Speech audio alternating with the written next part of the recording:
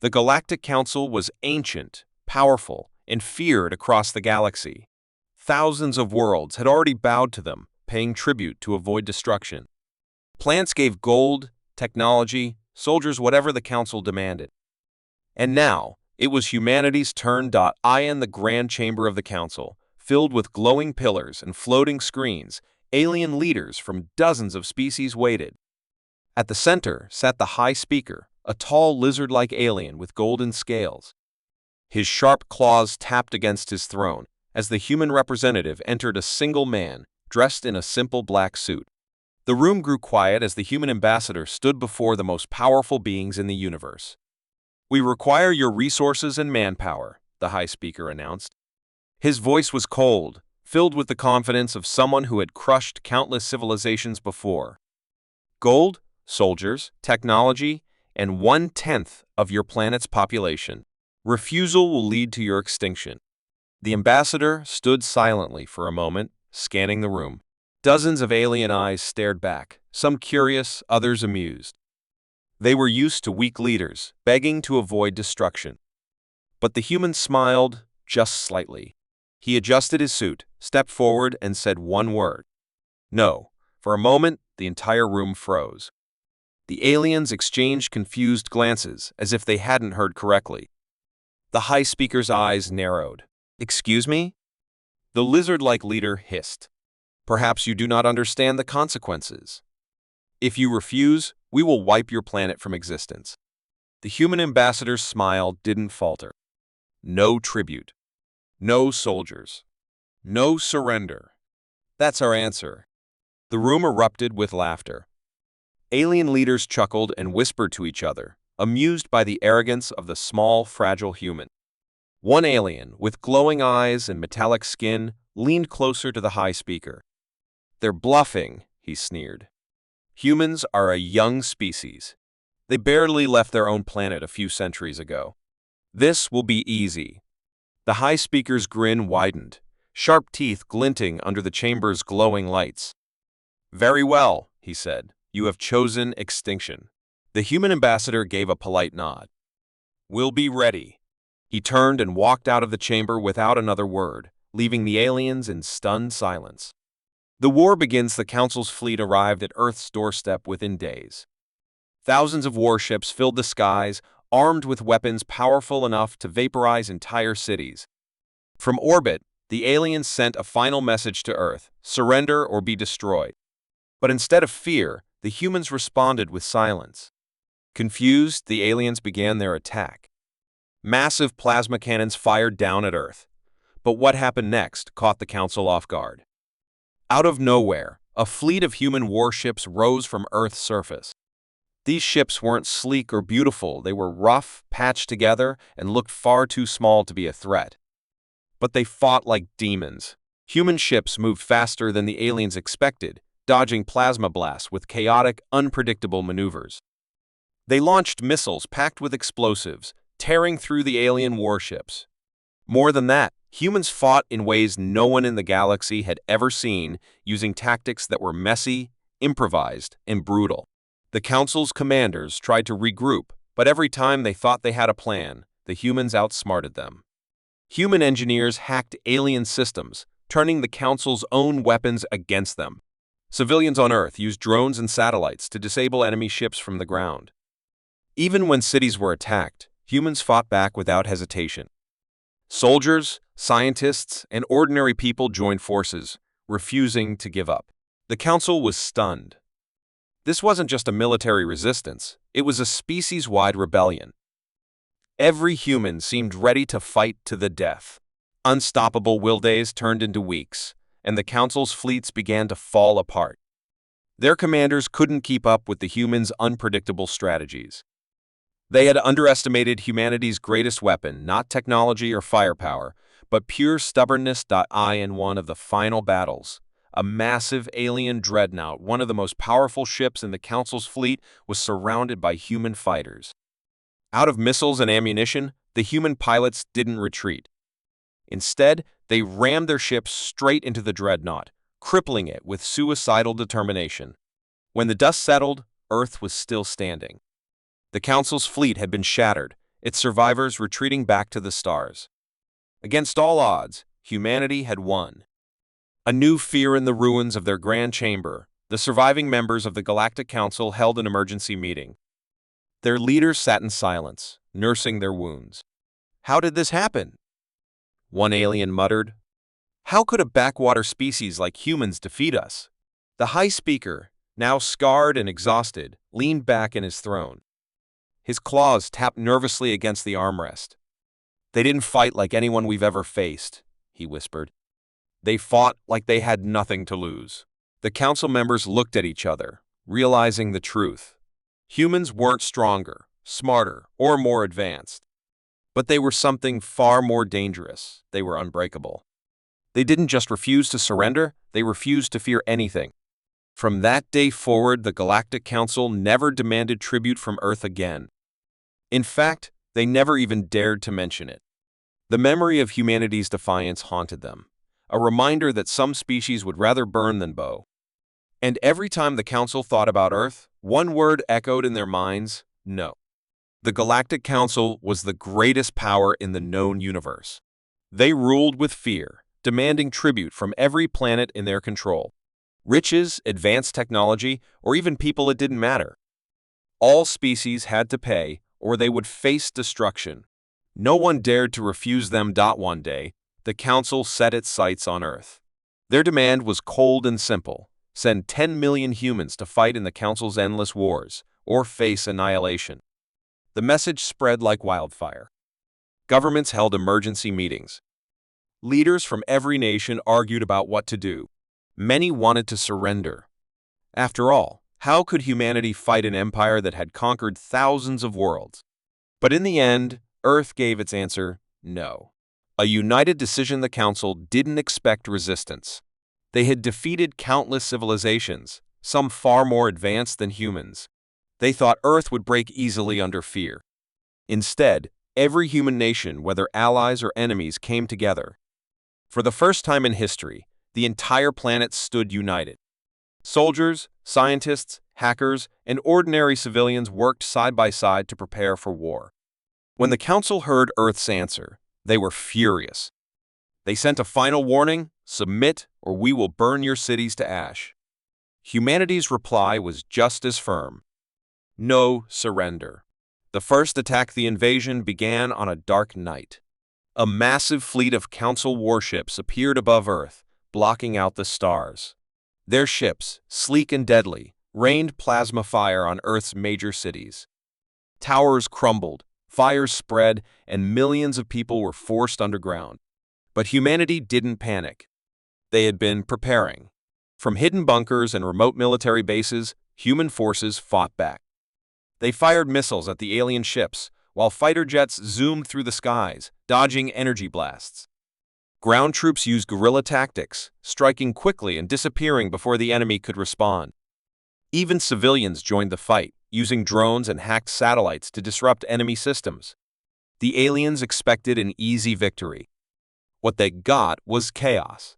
The battle heats up as the war raged on. The Council began to realize that humans fought differently than any species they had ever faced. Most planets surrendered when their cities were attacked, but humans fought harder, the more they were hurt. In one battle, alien forces tried to capture a key human base deep in the mountains. They brought in advanced war machines and expected the humans to retreat. But instead of running, the human soldiers blew up the bridges leading to the base, trapping the invaders. Then, they fought in the narrow mountain passes, using the rough terrain to their advantage. Many soldiers didn't survive, but they refused to give up. The Council lost hundreds of troops before they managed to retreat. Even in the face of overwhelming firepower, humanity's spirit remained unbroken. No surrender wasn't just a slogan, it became the way humans lived and fought. Hidden weapons. The Council soon discovered that Earth had a secret. Humans had been studying alien technology for years. Buried under the ice in Antarctica, of an old alien ship that had crashed on Earth thousands of years ago. Using this technology, humans built new weapons, stronger and faster than anything the aliens expected. In one daring mission, human pilots used these new ships to launch a surprise attack on the Council's main fleet. Moving at incredible speeds, they tore through enemy defenses. With a mix of human creativity and alien tech, the humans proved they could fight on equal footing with the Council's best forces. But even as the Council ships fell from the sky, the aliens refused to retreat. They believed that sooner or later, humanity would crumble under pressure. They were wrong. No surrender. No fear. The longer the war dragged on, the clearer it became humanity was not going to surrender. Even when food supplies ran low and cities lay in ruins, the people of Earth kept fighting. Volunteers joined the military in record numbers. Scientists worked day and night, creating new weapons and defenses. Farmers and workers kept the economy running, ensuring that humanity had the resources to survive. When the Council saw that they couldn't win quickly, they tried a different tactic. They offered peace, but with a heavy price. Earth would have to give up half of its population as tribute. Some Council members believed that humans would take the deal to avoid further destruction. But Earth's leaders stood firm. No tribute. No surrender. The Council couldn't understand. Why would a young species, with so little to gain, refuse peace? Why would they rather fight to the death than live under someone else's control? The final stand. The war reached its climax when the Council sent its largest warship, a dreadnought capable of destroying entire continents, to finish the fight. The massive ship hovered over Earth, preparing to fire its doomsday weapon. But before the dreadnought could strike, human forces made their move. Using stolen alien codes, they hacked into the dreadnought's systems and disabled its shields. Then, a squadron of human fighters flew straight into the enemy ship's engines, sacrificing themselves to destroy it from within. The explosion lit up the night sky, and the remaining alien ships fled in fear. Humanity had won. The message in the aftermath of the battle: the Galactic Council was left stunned. They had lost not just a war, but their reputation. For centuries, they had ruled the galaxy through fear and power. But now, a small, stubborn species had stood up to them and won. The Council sent one final message to Earth, hoping to avoid further conflict: we offer peace. Earth's reply was as simple as ever: no tribute. No surrender. The Council never demanded anything from humanity again. And across the galaxy, stories of Earth's defiance spread like wildfire, inspiring others to rise against their oppressors. The Galactic Council had ruled the galaxy for centuries. They were the judges, masters, and rulers of thousands of worlds. Each species, no matter how proud or advanced, bowed to the Council's demands. Planets sent gold, weapons, rare minerals, and people as tribute. Resistance was punished with swift destruction. The galaxy knew only one law: obey or be erased. When Earth was summoned to pay tribute, the Council expected the same response they had always received: submission. They demanded soldiers, technology, and resources from humanity. The message was clear: pay your tribute or face annihilation. Earth's leaders gathered to discuss the demand. Many were afraid. After all, the Council's power was unmatched. They had crushed civilizations far older and larger than humanity. But after days of debate, the decision was made. Earth's response was broadcast across the stars for the entire Council to hear. It was not long. It was not complicated. It was a single word: no. A dangerous word. The Council was stunned. No one had ever refused them so boldly. Some Council members thought the humans were foolish. Others laughed, predicting humanity's quick surrender after a little punishment. But what they didn't realize was that the word no was more than just a refusal. It was the beginning of something far more dangerous. Soon, whispers began to spread among other planets. Slaves on distant mining worlds heard about humanity's defiance. Soldiers from subjugated species learned that Earth had dared to say no to the most powerful force in the galaxy. And something unexpected started to happen: hope. Species that had been oppressed for centuries began to wonder, if humans can say no, why can't we? The Council ordered an attack on Earth to make an example of them. A fleet of massive warships descended upon the planet, ready to burn its cities and destroy its armies. But instead of surrendering, humanity fought back. Earth's resistance. The Council's invasion was met with fierce resistance. Earth's forces weren't the largest or most advanced, but they fought with determination and creativity. Human pilots flew old fighter jets alongside newly built spaceships, using tactics the Council's generals had never seen before. On the ground, soldiers fought street by street, refusing to back down even when outnumbered. Scientists hacked into alien systems, disrupting enemy communications and stealing their technology. Civilians refused to flee and instead used every tool available: drones, explosives, even homemade traps to slow the invaders. The Council had expected an easy victory. Instead, they were dragged into a brutal war. The fire spreads as news of Earth's resistance spread. Something incredible began to happen. On dozens of other planets, oppressed people began to rise up. Workers refused to send tribute. Soldiers deserted their posts. Entire cities revolted against alien rulers.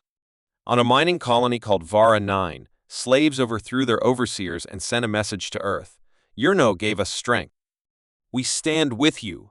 The Council tried to suppress these rebellions, but it was too late.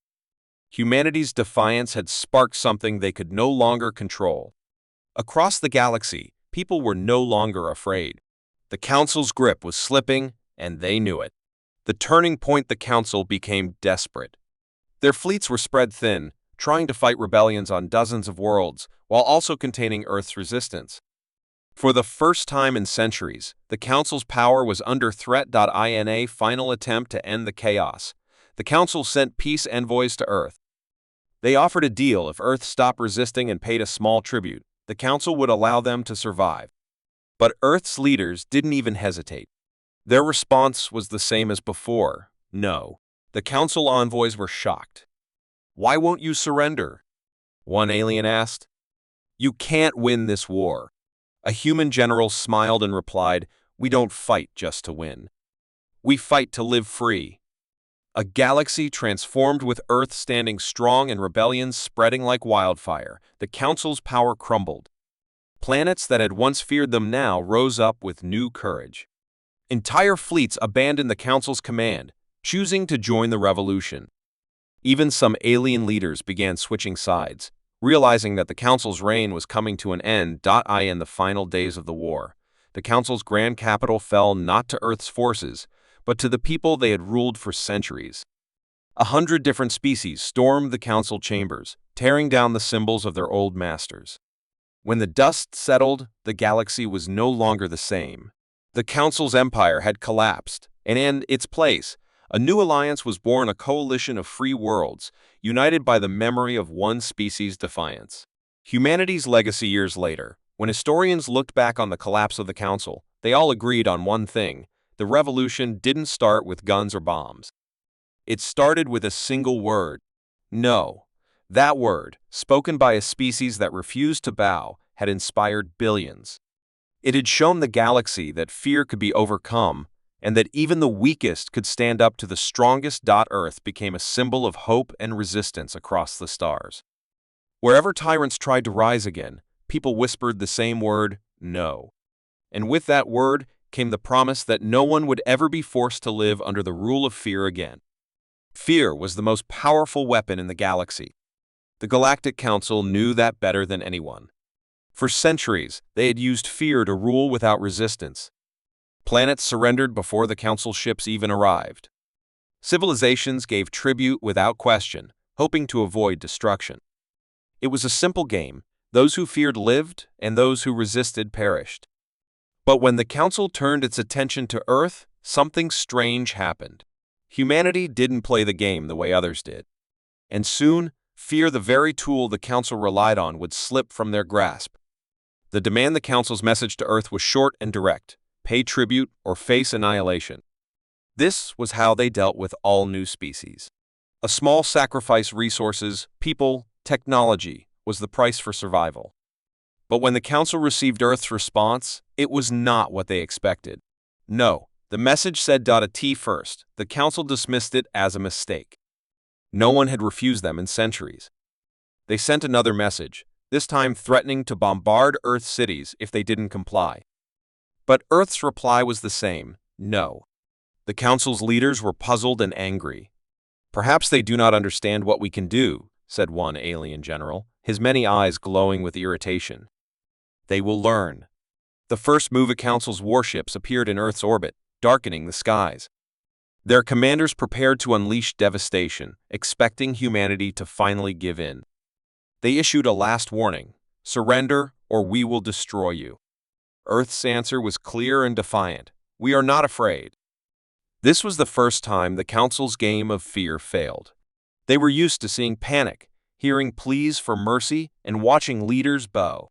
But humanity didn't beg. They didn't surrender. Instead, they braced themselves and prepared for war. A war without fear. The Council launched its first strike, firing plasma bombs at major cities. Buildings crumbled, and millions were forced underground. But instead of breaking, the people of Earth fought back hard. Human pilots and patched-together ships launched surprise attacks on Council fleets. Engineers hacked into enemy systems, turning their weapons against them. Even civilians refused to run. Where other species had begged for mercy, humans stood their ground. They didn't seem to care how powerful the Council was, and that made them dangerous. The Council's leaders grew uneasy. This wasn't how the game was supposed to work. Every move they made, every attack only made humanity fight harder. It was as if the humans enjoyed the challenge. "They don't fear us," one alien admiral whispered, staring at the screens showing the chaos on Earth. "They're not playing by the rules." The Council loses control as the war dragged on. The Council realized that something far worse was happening. Humanity's defiance wasn't just a military problem. It was spreading like wildfire across the galaxy. On distant planets, workers and slaves began to whisper stories of Earth.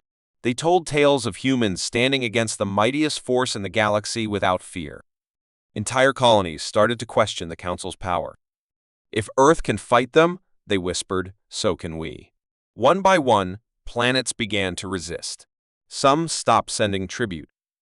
Others sabotaged Council warships stationed in their systems. A slave revolt on the planet Orcs resulted in the destruction of a key Council outpost. And everywhere the Council looked, they saw the same dangerous idea spreading. Fear was no longer working. Desperation and deception. The Council leaders grew desperate. They realized that if they couldn't break Earth, they would lose control of the entire galaxy. So, they decided to change tactics. The Council offered humanity a deal. "We will spare your planet if you agree to surrender. No harm will come to your people, but you must pay tribute and swear loyalty to us." Some of Earth's leaders hesitated. The Council was still powerful, and the cost of the war was high. But the people of Earth had made up their minds. They had tasted freedom, and they weren't willing to give it up. When the Council's offer was rejected, the message they received was simple: we'd rather die free than live in fear. The final move, with no other options, the Council launched their largest fleet to crush Earth once and for all. It was a show of force unlike anything the galaxy had seen. Thousands of warships surrounded Earth, ready to unleash destruction. But humanity didn't flinch. Instead of retreating, they attacked. Using every weapon, ship, and trick they had left, Earth's forces launched a desperate assault. In one daring mission, human fighters flew straight into the heart of the Council's flagship. Outgunned and outnumbered, they fought with reckless courage. Some ships rammed into enemy vessels, while others overloaded their reactors, causing massive explosions. The Council's commanders watched in horror as their fleet began to fall apart. They had never faced an enemy like this, an enemy that fought without fear, without surrender. A new game. When the battle ended, the Council's fleet was in ruins. Their greatest warship had been destroyed, and the few survivors retreated in shame. For the first time in centuries, the Council had lost. But the real victory belonged to the galaxy. With the Council defeated, the rebellions on other planets spread even faster. Entire worlds declared their independence, inspired by Earth's defiance. The game of fear, the Council's greatest weapon, was broken. And it was humanity that had shattered it. The lesson years later, when historians look back on the fall of the Galactic Council, they all agreed on one thing. The turning point wasn't a battle or a great military strategy. It was the moment humanity refused to be afraid. Why saying no, Earth had taught the galaxy the most important lesson of all: fear only has power if you let it. And in the end, it wasn't strength or technology that defeated the Council. It was the simple, stubborn refusal to play their game. Because in a galaxy ruled by fear, the most dangerous thing you can say is no.